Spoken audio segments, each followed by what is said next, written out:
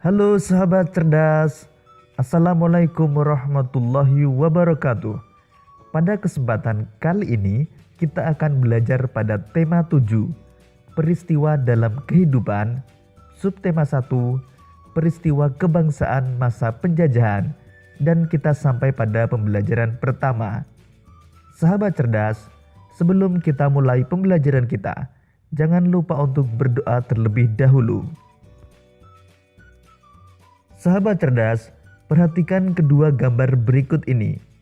Gambar pertama menunjukkan buah cengkih sebelum dikeringkan, dan gambar kedua buah cengkih setelah dikeringkan. Cengkih merupakan salah satu jenis rempah-rempah yang begitu melimpah di bumi Indonesia.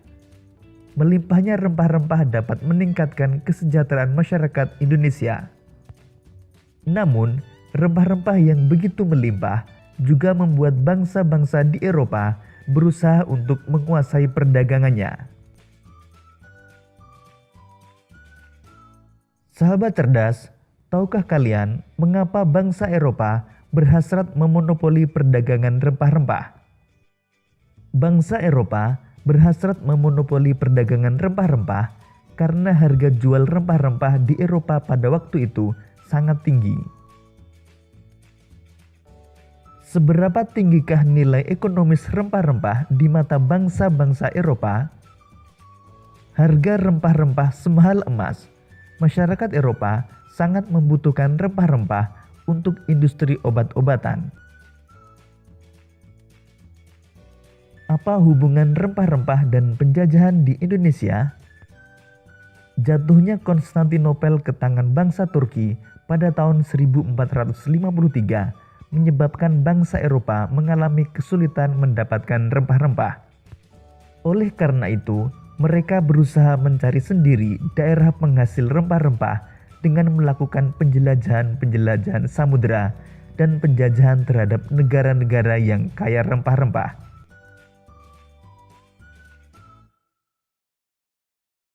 Sahabat cerdas, tahukah kalian manfaat cengkih?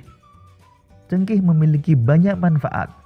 Di antaranya, sebagai bumbu masak, cengkih digunakan dalam bentuk bunga utuh atau dalam bentuk bubuk.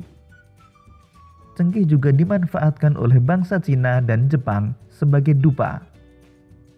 Minyak cengkih digunakan sebagai aromaterapi dan obat sakit gigi. Pohon cengkih banyak manfaatnya sehingga menjadikan bernilai ekonomis tinggi.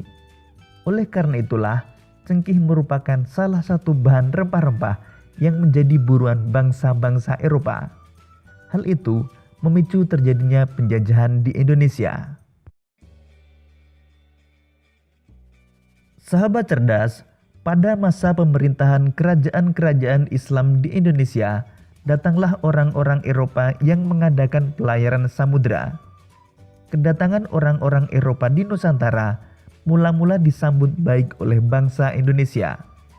Namun ketika orang-orang Eropa itu berusaha menguasai Nusantara, mereka mendapat reaksi keras berupa perlawanan-perlawanan di berbagai daerah.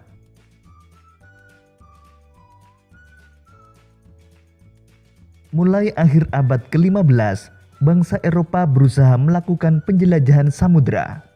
Dimulai dari bangsa Portugis yang pertama kali mendarat di Malaka pada tahun 1511. Kemudian bangsa Spanyol yang mendarat di Tidore, Maluku pada tahun 1521. Kemudian bangsa Belanda pertama kali mendarat di Pelabuhan Banten pada tahun 1596.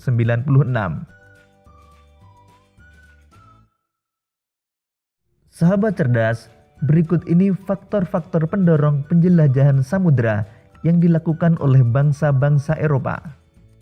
Faktor-faktor tersebut adalah adanya keinginan mencari kekayaan atau goal, adanya keinginan menyebarkan agama atau gospel, adanya keinginan mencari kejayaan atau glory, dan yang terakhir perkembangan ilmu pengetahuan dan teknologi. Faktor pertama adalah adanya keinginan mencari kekayaan atau goal. Kekayaan yang mereka cari terutama adalah rempah-rempah. Sekitar abad ke-15, di Eropa harga rempah-rempah sangat mahal. Harga rempah-rempah semahal emas atau gold. Rempah-rempah dibutuhkan untuk industri obat-obatan dan bumbu masak. Faktor yang kedua adalah adanya keinginan menyebarkan agama atau gospel. Selain mencari kekayaan dan tanah jajahan, bangsa Eropa juga membawa misi khusus. Misi khusus tersebut adalah menyebarkan agama kepada penduduk daerah yang dikuasainya.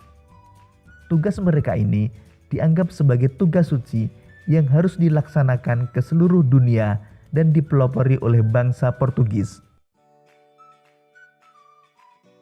Faktor yang ketiga adalah adanya keinginan mencari kejayaan atau glory.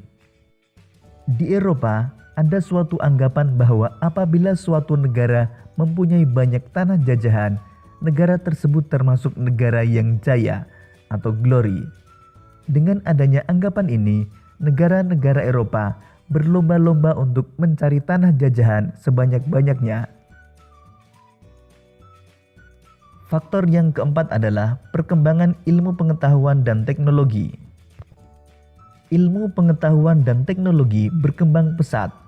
Contohnya, dikembangkannya teknik pembuatan kapal yang dapat digunakan untuk mengarungi samudera luas. Kemudian ditemukannya mesiu untuk persenjataan. Senjata dapat digunakan untuk melindungi pelayaran dari ancaman bajak laut. Selanjutnya ditemukannya kompas. Kompas digunakan sebagai penunjuk arah sehingga para penjelajah tidak lagi bergantung pada kebiasaan alam. Sahabat cerdas, berdasarkan uraian tersebut, mari kita jawab beberapa pertanyaan berikut ini. 1.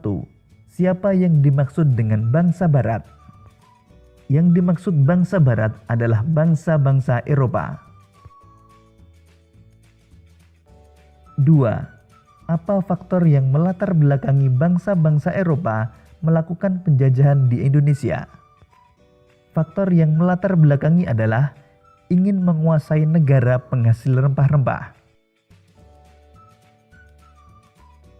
3. Kapan bangsa Barat mulai melakukan penjelajahan samudera? Penjelajahan samudera dimulai oleh bangsa Portugis pada tahun 1511. 4.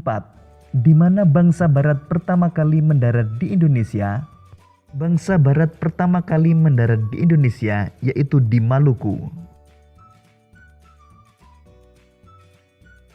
5. Mengapa bangsa Barat melakukan penjelajahan samudera? Faktor pendorong bangsa Barat melakukan penjelajahan samudera adalah mencari kekayaan atau gold, menyebarkan agama atau gospel, mencari kejayaan atau glory, dan perkembangan ilmu pengetahuan dan teknologi. 6. Bagaimana kondisi rakyat yang mengalami penjajahan? Rakyat menderita selama mengalami masa penjajahan. Sahabat cerdas, pernahkah kamu mengamati benda-benda yang ada di sekitarmu? Benda-benda yang ada di sekitarmu memiliki sifat dan wujud yang berbeda-beda. Masih ingatkah kamu wujud-wujud benda? Dan tahukah kamu cara membedakannya? Salah satu cara membedakan wujud benda adalah dengan mengetahui sifat benda tersebut. Sekarang mari kita pelajari sifat-sifat benda. Sifat-sifat benda. Benda-benda yang ada di sekitar kita digolongkan menjadi 3, yaitu benda padat, benda cair, dan benda gas. Ketiganya memiliki sifat yang berbeda. Pertama, benda padat. Contoh benda padat di sekitar kita antara lain batu, kayu, dan batu bata. Sifat benda padat antara lain: pertama, bentuk dan volume tetap. Kedua, dapat berubah bentuk dengan diberi perlakuan tertentu. Misalnya diberi panas, diberi tekanan tinggi, atau diberi perlakuan fisik seperti menggunting, menekan, melipat, atau menyobek. Kedua, benda cair. Contoh benda cair di sekitar kita antara lain air, minyak goreng, dan madu.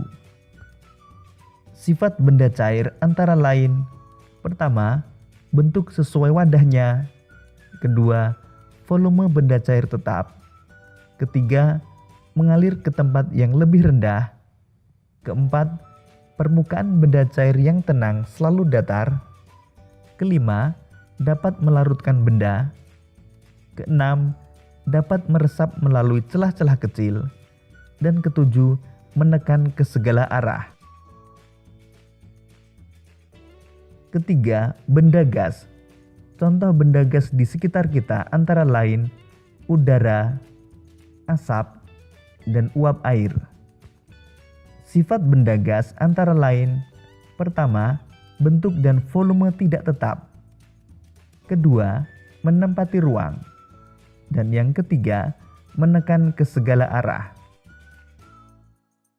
Demikian tadi sahabat cerdas pembelajaran kita pada tema 7, subtema 1 dan pembelajaran pertama.